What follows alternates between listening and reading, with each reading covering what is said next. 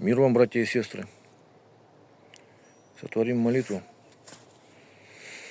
Царю небесный, утешителю души истины, и же везде сые вся исполняй, сокровища благих и жизни подателю. Приди и вселись овны, и очистены от всякие скверны, и спаси блаже души наши.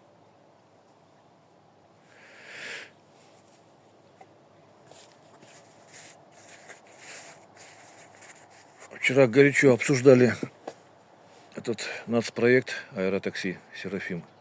У нас в МАКСе, в Первом православном, Оксаны Леонидовны.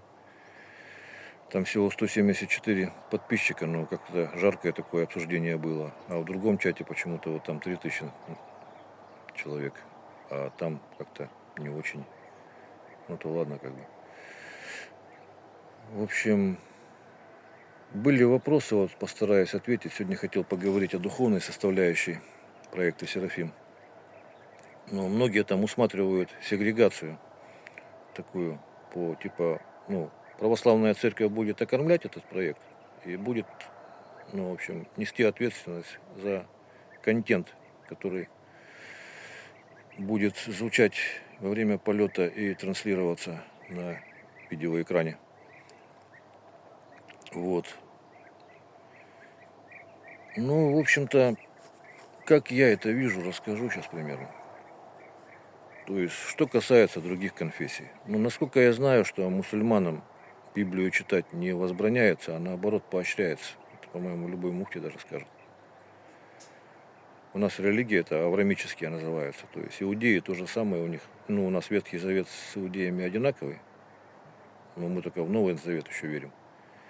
А что касается мусульман, то их Коран, он там с небольшой разницей. Тоже Ветхий Завет, по сути, повторяет. Там Авраам у них, Ибрагим, Моисей, Муса, Давид, это Дауд, Дева Мария, Мариам. Они всех их почитают тоже. И как бы. И потом, если человек, допустим, вот звучит апостол дня, он говорит там: ой, извините, Серафим, а я мусульманин, например.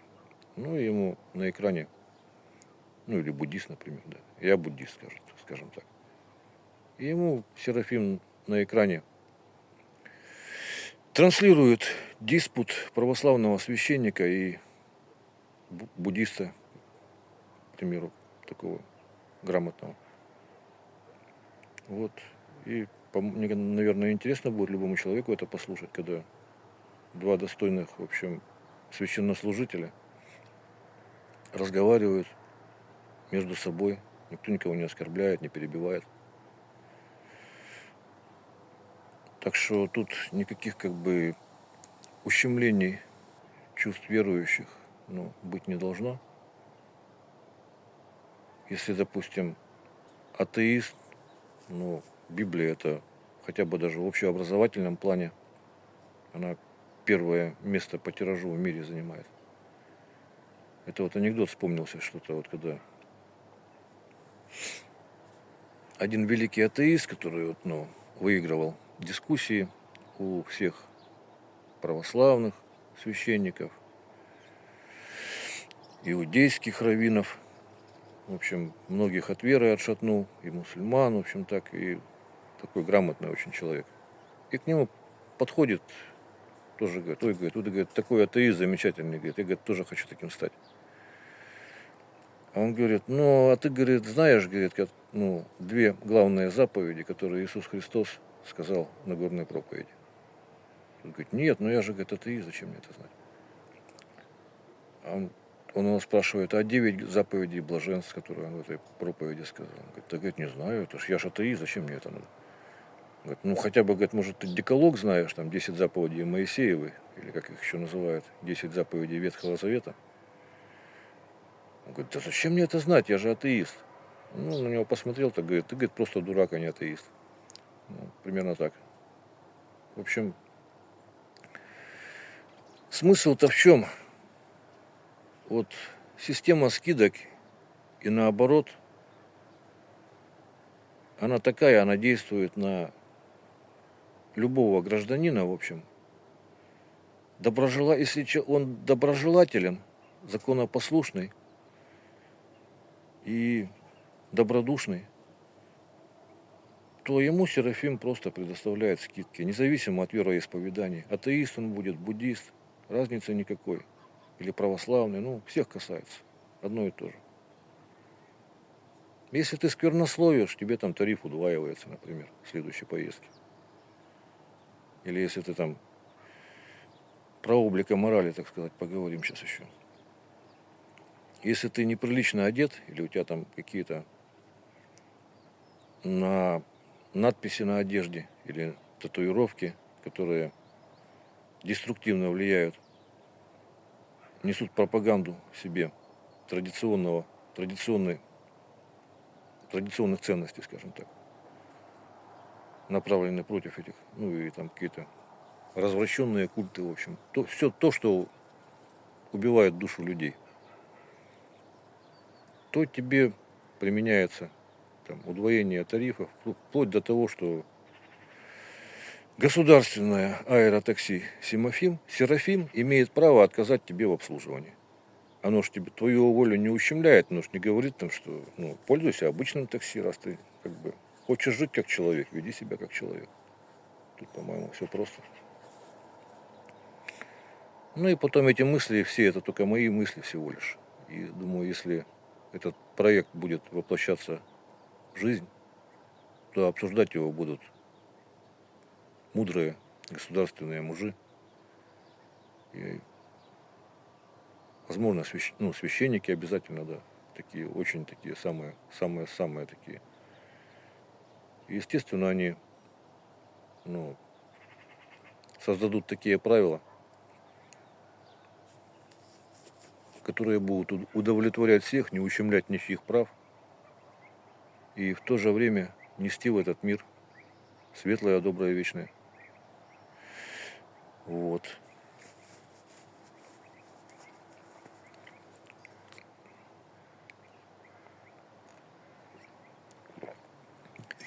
Ну, еще немножко хотел вот такое, там по поводу дискуссий вчерашних всех, которые были.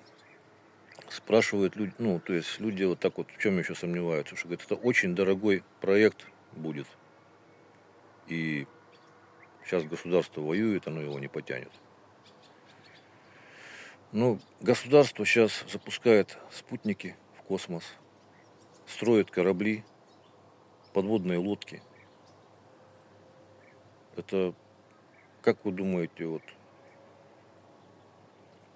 маленький коптер там, на одного, на двух, на 4 человек будет дороже стоить? Или кстати, вот в предыдущем видео даже обосновал, что он будет дешевле стоить намного, чем вот роскошный китайский кроссовер семиместный, который 3,5 миллиона в Китае стоит. Ну, Серафим, я, наверное, даже рискну предположить, что он даже на первых этапах. Ну, у нас опыт большой уже теперь за эти годы, за 4 года этих создания беспилотников. Ну, я видел уже такие коптеры уже, ну, очень такие грузоподъемные уже делают в России, собираются. Почему-то вот я не знаю, но мало кто об этом интересуется, мало кто знает. И почему-то по телевизору это все не продвигает, то, что делают и выпускают в России. Какие вот, ну, какие прорывы, в общем, технические вот эти все стартапы, какие продвигают. Или это никому не интересно, но почему-то по телевизору ничего этого не показывают. Вот почему-то блогеры единичные, как вот Федор из Вологды, Скоморохи Боярин, говорит, что мы, говорит, как тут, как будто в тылу врага отдельные партизаны какие-то, подпольщики. Всякую мерзость с экранов телевизоров льется, а того, что там, ну, время вперед, короче, это частный человек, который вот рассказывает подробно. Смотрите этот канал. Позитивные новости. Какие мы делаем вещи. Самолеты у нас выпускают. Вот скажите, сколько в мире стран, которые может выпускать самолеты, причем без импортозамещения. Ну и вот авиаконструкторы у нас выдающиеся. И им разработать такой летательный аппарат, который будет там способен доставлять с точки А в точку Б одного, двух или 4 пассажиров, Ну, это им расплюнуть вообще. Они создадут, я вот уверен, что они просто, короче, вот разработают это как 2 секунды. И, и он будет лучший в мире. По всем характеристикам. Земля наша русская, она талантами славилась всегда. И сейчас славится. Теперь по поводу того, что большие вложения. Ну, на первых порах, например, можно создать 10 опытных образцов. И там 2-3, не знаю сколько, станций подзарядки. Испытать, опробовать. И запустить в каком-нибудь одном богатом крупном городе. Сейчас вот, я не знаю, может я повторяюсь, ну, в этих предыдущих роликах говорил об этом или нет, но вот есть такой автомобиль Zikr 009. И вот один блогер, короче, таксист, вот он на нем таксует в Москве. Он говорит, что за сутки может зарабатывать на этом Зикре от 20 до 50 тысяч за день. Но ему надо отдыхать, еще поспать. А Серафиму отдыхать не надо. Он без отдыха может работать. И вот представляете, обошлась эта техника, аппарат этот обошелся в 1 миллион, ну, по себестоимости. Потому что в Китае там 3,5 миллиона продают уже готовый этот внедорожник. Ну там, правда, дотация государства идет, но они датируют. А такой пилот, проект не датировать, ну как тут его, тем более тут вложения это вообще небольшие. Ну вот себестоимость, например, да, 10 миллионов рублей, 10 беспилотников. Ну мы с одного возьмем, начнем. Вот, к примеру, один трудится круглосуточно. Для начала бизнес-проект. Ну, то есть, там, бизнес-класс, короче, тарифы по бизнесу, короче. Только очень богатые люди летают пока на это. Чтобы денег заработать на развитие проекта. Вот, 1 миллион обошелся. Пусть по минимуму возьмем 20 тысяч в день. 20 тысяч в день. В месяц это 600 тысяч.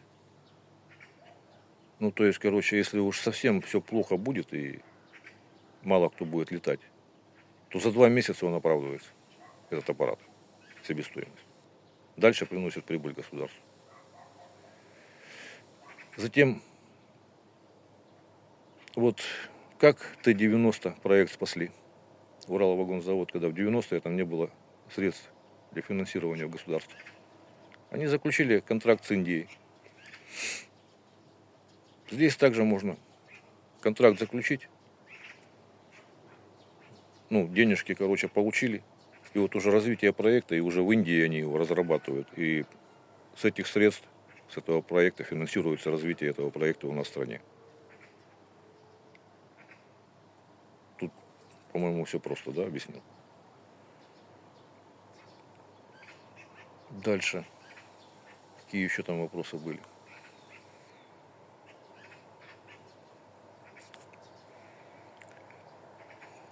Угу. Вот.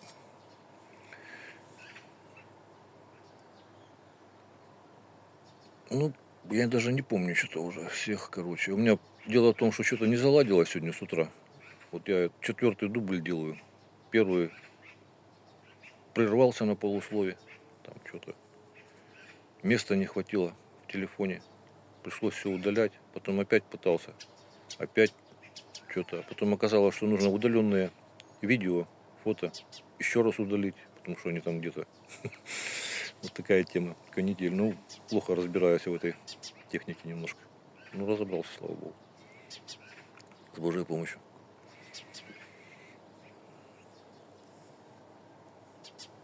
Вот. Что-то, может, упустил, не знаю. Ну, тогда, наверное, в следующих видео скажу. Потому что и так тут по 14 минут ролики не смотрят. А если их делать по полчаса, ну, кто их будет вообще смотреть? Вот хочу... вот такой еще важный вопрос еще вспомнил.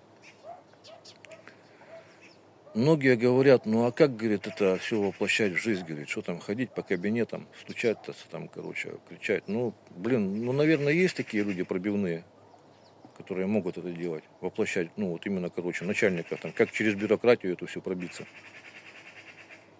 Ну, надо делать то, что можешь делать. Я вот, например, у меня есть 7,5 тысяч подписчиков на YouTube. ВК-видео там вообще, ну, мало очень. И в Рутубе там как-то, ну, алгоритм развития канала очень плохо идет. Что вы можете? Ну, вы можете комментировать ролики, если какие-то вопросы, если с чем-то не согласны. Я любому мнению буду рад ответить. Чем больше комментариев, тем больше просмотров. Вы можете сделать максимальный репост этих видео. И рано или поздно, мне кажется, оно дойдет до какого-нибудь депутата, который неравнодушный человек, который желает от души и от сердца желает, короче, чтобы наша страна развивалась, чтобы она вышла вперед по всем показателям. Ну, дело очень перспективное, я думаю, и осуществимое вполне. Тем более в стране, где, ну, много стран, скажите, которые строят атомные ледоходы. Вообще ледоходы. Просто на пальцах перечесть. Ну и наш ледокольный флот, он на первом месте. Беспилотники, да, Герани уже летают даже без Старлинка, они там, у них технология, технология идет такая, что они когда цепочкой вот от точки старта одна летит, потом другая, потом третья, четвертая, и каждая друг другу сигнал передает. И так управляются. Искусственный интеллект уже, короче, вот управляет, уже есть такое уже. Все это развивается, все течет, и, ну, как бы, и нам надо развивать.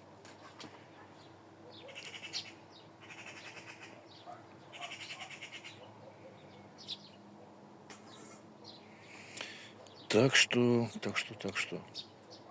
Всем мира и добра. Помолимся.